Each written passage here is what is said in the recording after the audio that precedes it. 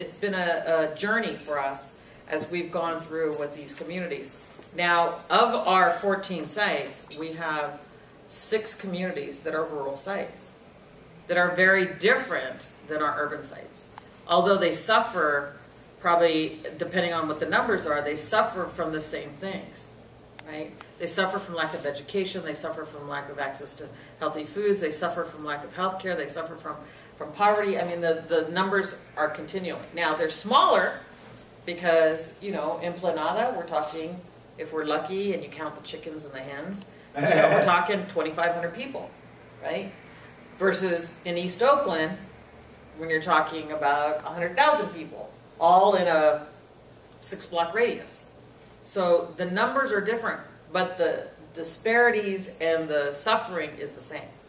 And so I think it's really interesting that what we did is we set out in these 14 communities. And our communities are the communities of East Oakland, which is very urban, Boyle Heights, smack dab in the community of East Los Angeles, South LA, which is the Figueroa corridor, right adjacent to the USC campus, City Heights, which is an urban neighborhood right smack dab in the middle of the city of San Diego, Santa Ana, which, you know, we all know is smack dab in the middle of the Orange Curtain in Orange County.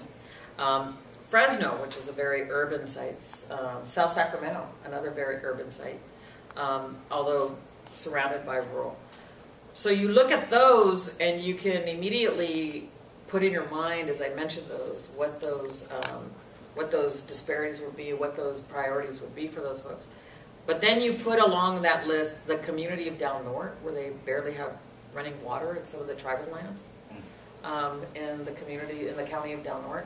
And then you move down the valley and you go down to Planada La Grande, right, where there's no economic base at all, and the packing houses and the farming has gone by way of the economy, and the employment rate has skyrocketed.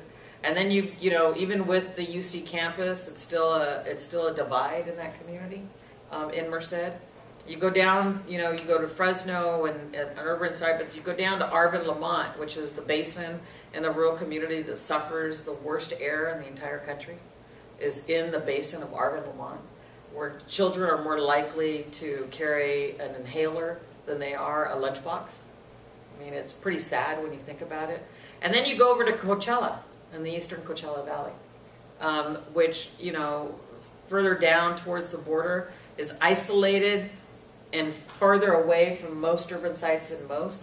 But then you look at the economy and the haves and the have-nots there of Palm Springs and the lush golf courses and the, you know, the Indian Wells of the world, and then you go into the eastern Coachella Valley, right, that suffers. And then you go over to Salinas and the Alisal, which has the same similar agricultural surrounding, but has the same suffering and the same effort. So when you look at our sites, it is a rural and urban look. And so what we have done internally is looked at what all of our 14 sites, when we went through our planning for this effort, and said, what are they lifting up? And the surprising thing is they all kind of lifted up the same thing. These communities in a year of planning, pretty much, didn't matter if you were urban or if you were rural, lifted up the same issues.